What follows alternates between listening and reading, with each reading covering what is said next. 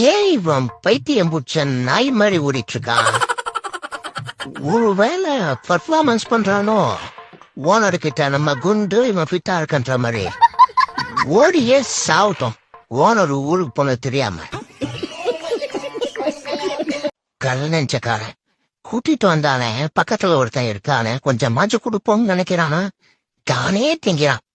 திரும்பி திரும்பி வேற என்னைய பாத்துக்கிறான். அதனால புடுங்கியாடா திங்க போறேன்.